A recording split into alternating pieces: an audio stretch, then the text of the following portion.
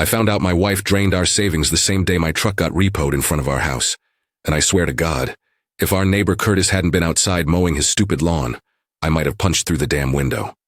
I stood there, half-dressed for work, holding a cold mug of gas station coffee, watching the repo guy load up my F-150 like it was a junkyard donation. My wife Madison just stood on the porch with her arms crossed like she was judging me for being upset.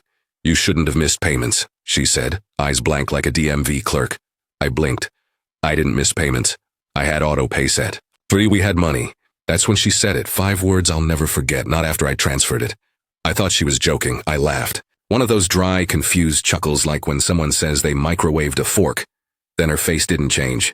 No smirk, no grin, nothing. "Transferred it?" I asked. She walked inside like the conversation was over. And like a dumbass, I followed her. The next 10 minutes were a blur of bank apps, statements, and her barely lifting a finger to explain what the hell had just happened. Long story short, $37,000, every cent we'd saved over 4 years of marriage, was gone. Not spent, not invested, transferred. To a man named Jeremiah R., her business coach. A name I'd never heard.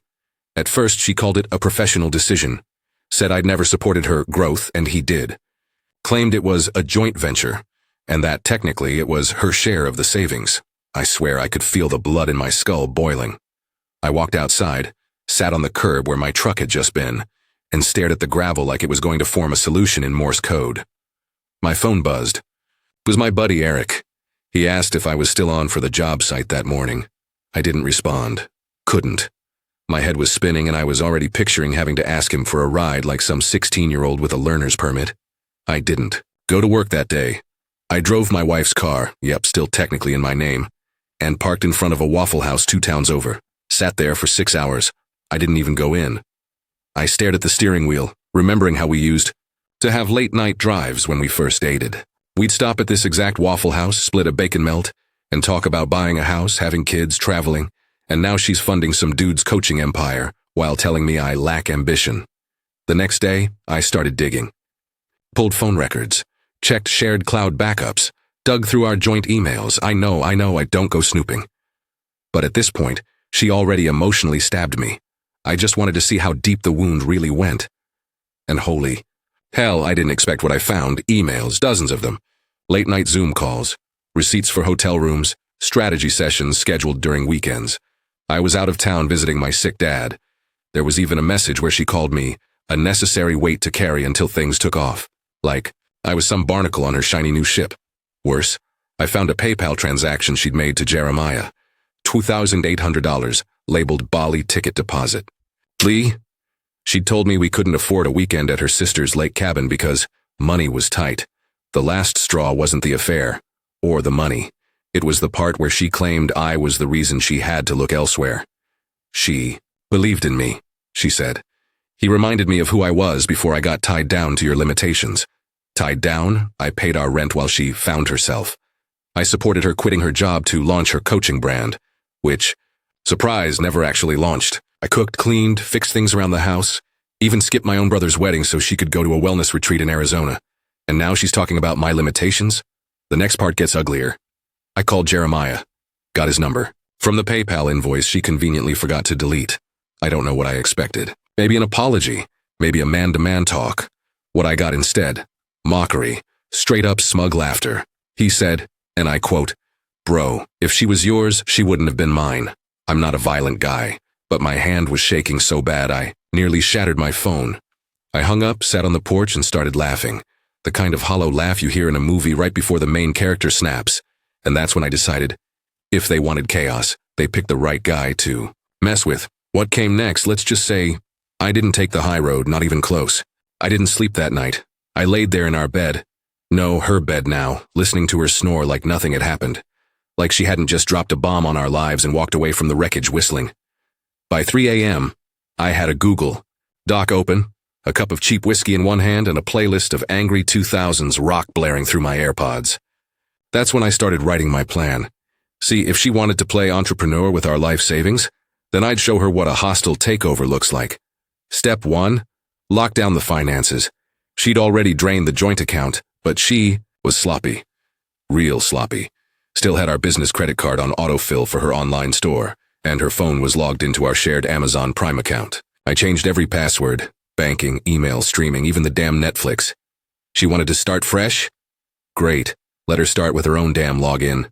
Then I called our bank and froze all pending transactions she hadn't pulled yet. Cited, suspected fraud. They flagged the PayPal deposits and scheduled an investigation. Jeremiah's little Bali fantasy? About to get a chargeback surprise. Step 2? Dig deeper. Go full private eye. I used to think those Reddit guys who checked phone backups and GPS data were paranoid freaks. Not anymore. I was archiving this woman's life, location data. She'd been meeting Jeremiah at a Motel 6 20 minutes from our house every Wednesday afternoon, same day she told me she was volunteering at the shelter. iCloud photos?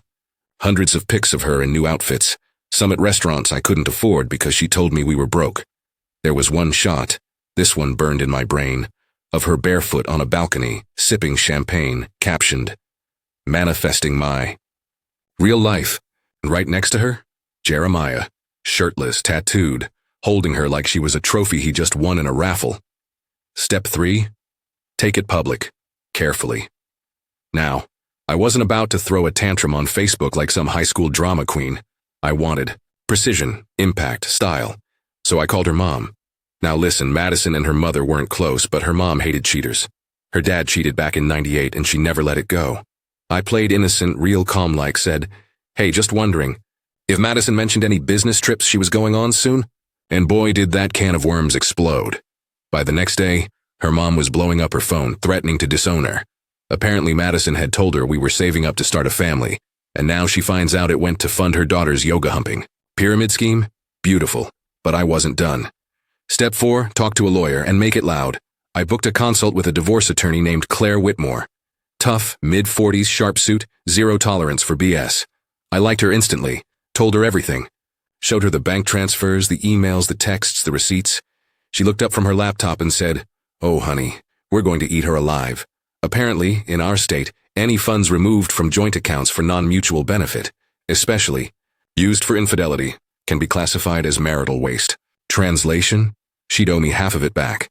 At least Claire drafted the papers and filed that week, but not before dropping a little bonus. She suggested we subpoena Jeremiah, bring him into court, publicly. Now I didn't think that would do much until I found out Jeremiah was already married. Yep, married, wife, 2 kids. Pastor's assistant at their church in Dayton. Let me tell you, that changed everything.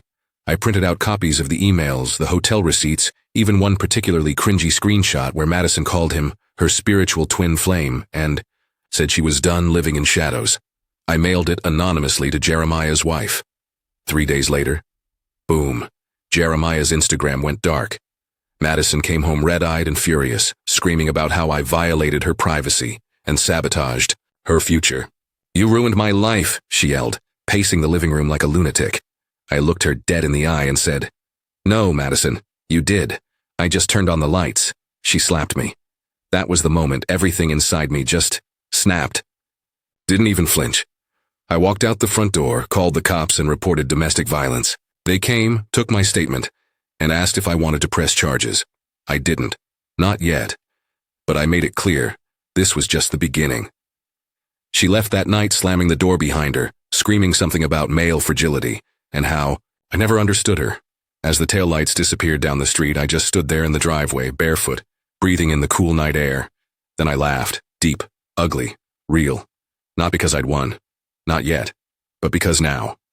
I was finally free. The day of the first court hearing was the most surreal Tuesday of my life. It started with me oversleeping in my buddy Eric's guest room, since, Madison changed the locks 2 days after storming off. Claimed the house was her spiritual haven and I was energetically toxic. Whatever the hell that means. I showed up to court wearing the only clean dress shirt I had left, collar slightly wrinkled, heart pounding like I'd mainlined. 5 Red Bulls. Claire, my lawyer, greeted me with a coffee and a grin sharp enough to cut glass. "She's bringing him," she said, flipping through her files. I blinked. "Jeremiah?" Claire nodded, smirking like a poker player holding a royal flush. I guess she thinks showing up with her soulmate will make her look credible. I almost choked on my coffee. And sure enough, they walked into the courtroom hand in hand. Madison in this flowing white pantsuit like she was at a New Age wedding, and Jeremiah in a knockoff Armani jacket looking like a vape shop manager trying to rebrand as a guru. They sat down 2 rows ahead of me, She turned and smiled like we were old friends running into each other at a coffee shop. I didn't smile back. The judge called the session to order. A no-nonsense woman in her 50s with silver hair and zero time for theatrics. Madison's lawyer, some young guy who looked like he still got carded for Red Bull, stood up and started rambling about emotional coercion and how Madison's spiritual well-being had been manipulated by a patriarchal financial structure. Even the judge blinked at that one. Then Claire stood up and dropped the hammer. She presented everything. The bank records, the hotel receipts, the emails, the PayPal trail leading directly to Jeremiah's coaching business, which, by the way, was not registered legally anywhere in the US. And the big reveal? Claire presented a notarized affidavit from Jeremiah's actual wife. Yep. After getting that anonymous envelope, she'd done some digging of her own.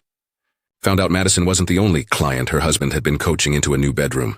She'd already filed for divorce, and she was happy to supply a statement, along with screenshots of his bank withdrawals, multiple affairs, and some colorful journal entries that I'll spare you the details of. Jeremiah turned pale as a corpse. Madison looked like someone had slapped her with a Bible. I almost felt bad. Almost. The judge's tone shifted immediately. She started asking Madison questions like a detective in an interrogation room. Madison stammered, tried to pivot to personal growth, then cried a little.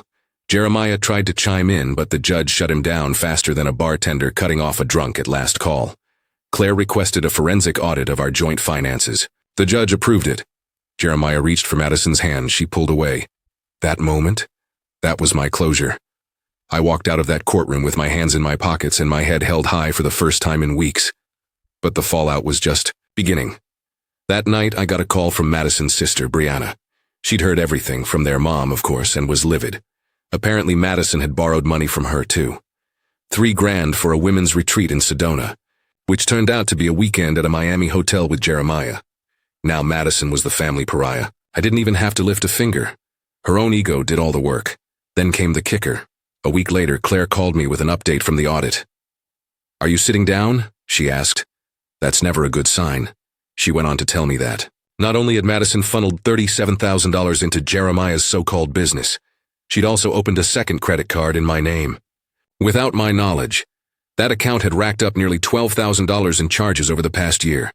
Spa days, Lululemon hauls, a damn infrared sauna blanket. I felt my pulse spike. That's fraud. That's literally fraud. "It is," Claire said, "and we're going to press charges. But here's where it gets crazy, that card. It was linked to a Venmo account she'd been using to pay another guy. A guy named Travis, younger, personal trainer. Yep, there was another one.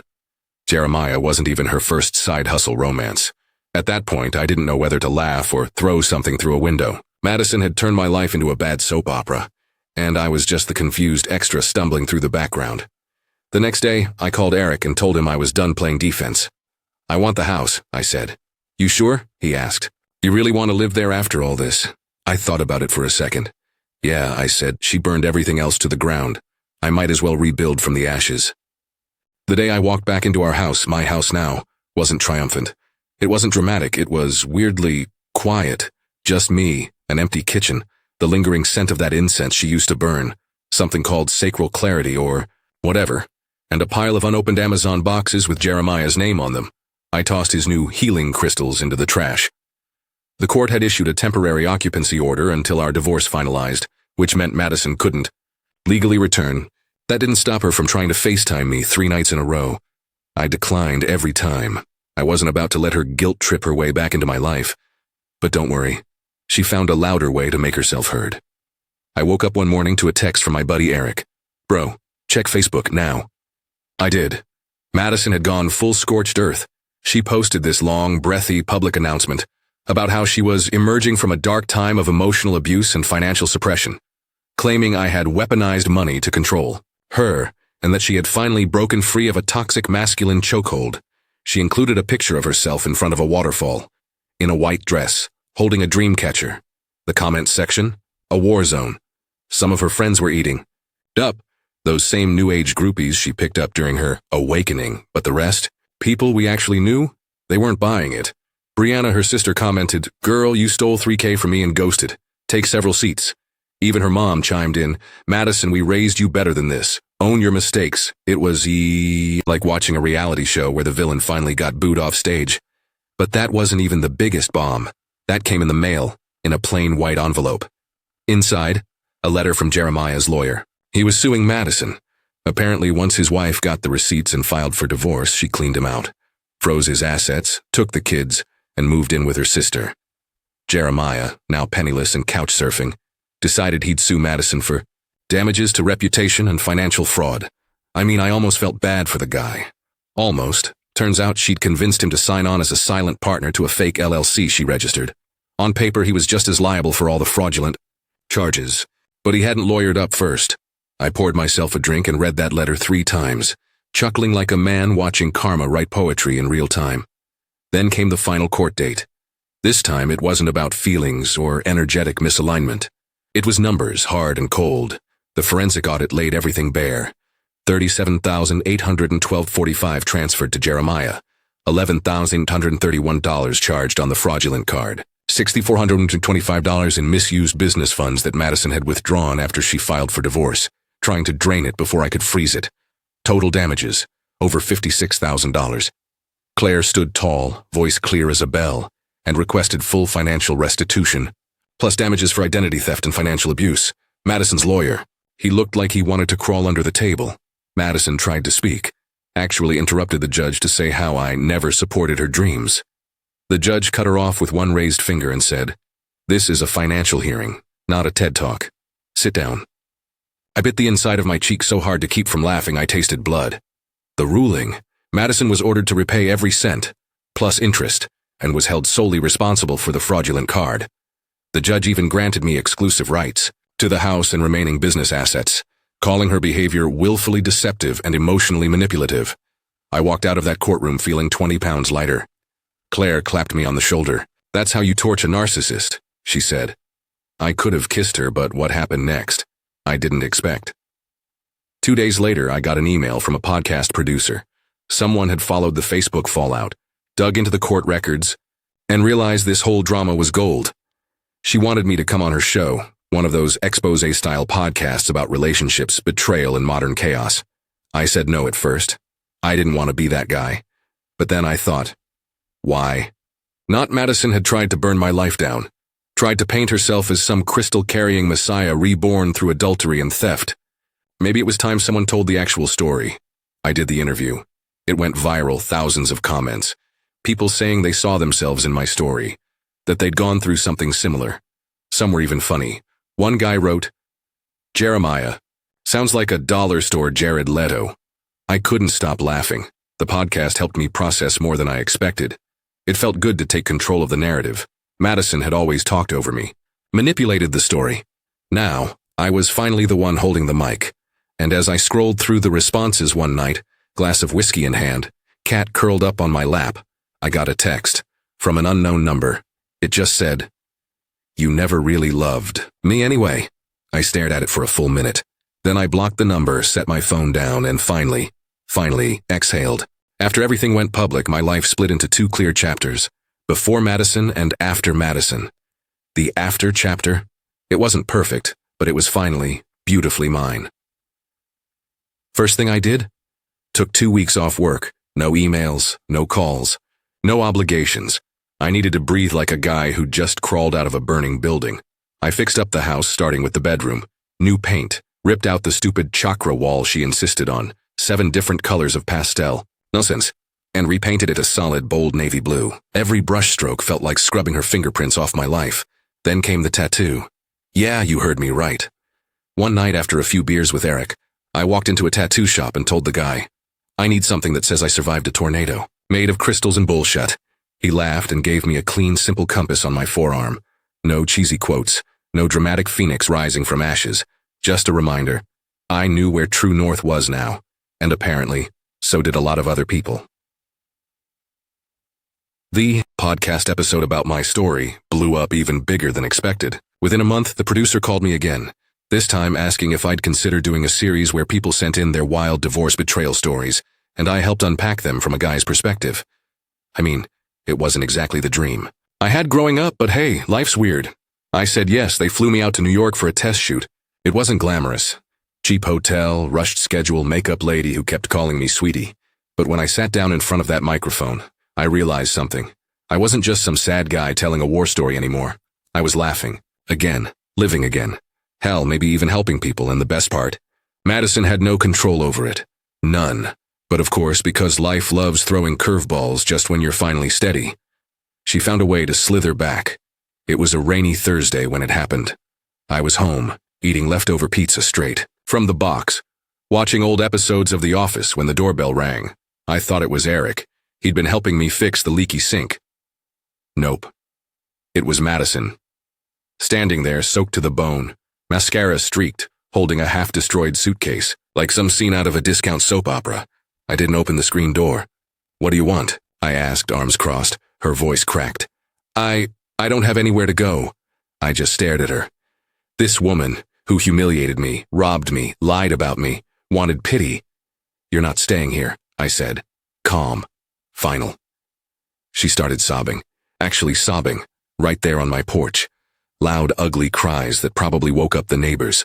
Claimed Jeremiah ghosted her, that she lost her job at the yoga studio, that her energy healer friends abandoned her once the money dried up, that she was truly sorry and just needed a friend. For one tiny second, a flicker of old instincts kicked in, the urge to help, to fix. But then I remembered.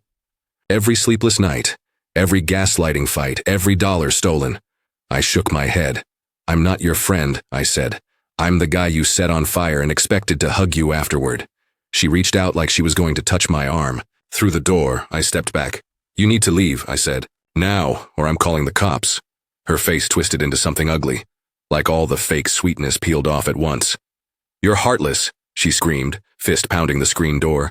"I loved you. I gave you everything." I laughed. Not loud, not cruel, just tired. "No, Madison," I said. "You gave everything away. I'm just the guy who finally stopped letting you take more." And with that, I shut the main door, locked it, went back to my half-eaten pizza and the office. It was over. Really over. Later that night, Eric and I sat on the back porch, beers in hand, rain still drizzling lightly against the roof. He raised his bottle to surviving crazy exes, he said. I clinked mine against his. To finding peace, I said, and for the first time in what felt like years, I actually meant it. 6 months after I shut the door on Madison for good, I got an invitation I didn't expect. It was for the American Life and Law Podcast Awards. Apparently, the episode about my story had won Best True Story Feature. I was nominated as a guest. Speaker of the Year. There was even going to be a gala in LA, tuxes and all. I laughed when I read the email. 6 months ago, I was the guy eating cold spaghetti in the dark, wondering if I'd ever feel normal again. Now, I had over 300,000 podcast listeners. People were writing in, thanking me for helping them see the red flags they ignored in their own lives. I said yes. Why the hell not? The night of the gala was a blur. I wore the one decent suit I owned, brushed up on my small talk, drank overpriced whiskey at an open bar surrounded by lawyers, podcasters, and people who made more money on TikTok in a week than I had in a year. Then it happened. Right before the main awards began, I saw her. Madison, in a borrowed cocktail dress, clinging to some 30-something holistic image consultant guy like he was her life raft. I froze. I honestly didn't know she even knew about the event. She definitely hadn't been invited by the producers. She must have weaseled in as someone's plus one. She hadn't seen me yet. I leaned toward Claire, the producer who'd basically made the podcast happen, and said, $5 says she causes a scene before dessert. Claire rolled her eyes. 10 if she cries on camera. But Madison didn't just cry, she detonated. When they announced my name as the winner of Guest Story of the Year, the crowd clapped. I stood, walked up to the mic, and began my short thank you speech. That's when she shouted, from somewhere near the bar, "He's a liar!" The room went silent. She stumbled forward, glass in hand, mascara already halfway down her cheeks. Her new arm candy awkwardly backed away. "He used me," she slurred. "He's twisting the truth, he's profiting from my pain." People shifted in their seats. A few phones came out. Security started moving. I looked right at her, and into the mic. I said, "I'm sorry, Madison. I know you're hurting, but the only person who ever profited off pain was you." That hit her like a slap. She stood frozen. No comeback, no speech. Just the reality that her one final performance had flopped. Security escorted her out, gently, but firmly, as someone behind me whispered, Yikes, she needs a sage cleanse and a therapist. I finished my speech, got off stage, and when I got back to the table, Claire handed me a fresh whiskey. Explosive enough for you? She asked. I toasted her. Better than fireworks. Madison didn't just lose the crowd that night. She lost her last weapon, the lie.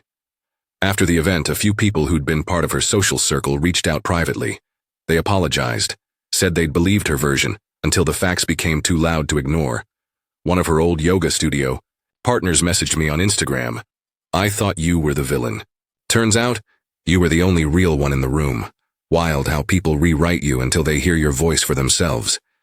In the months that followed, the podcast exploded even more. We signed a sponsorship deal. I started co-hosting a spin-off segment called Burned But Not Broken, where guests share the chaos they crawled through and the wisdom they walked away with. It became therapy. For them. For me. I moved out of the old house. Too many memories. Bought a small lakefront place up north, somewhere quiet, where the air didn't feel heavy and the walls didn't whisper arguments.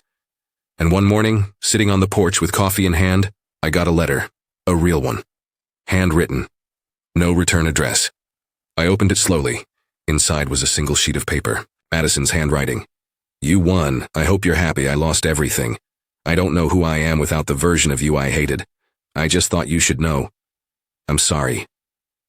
No manipulation, no threats, no demands. Just the last ember dying out. I didn't respond. Instead, I walked down to the lake, sat by the water, let the wind carry the silence, and I felt it. The ending. Not dramatic. Not loud, just final and peaceful. Madison had set fire to our marriage thinking she'd rise from the ashes like a goddess. Instead, she forgot I had the matches too. And when the smoke cleared, I was still standing, whole, wiser, and free. That's the end of today's story. Did things turn out the way you thought, or were there some surprises along the way? Share your thoughts in the comments. I'd love to hear what you think. If you enjoyed this journey, don't forget to hit the like button.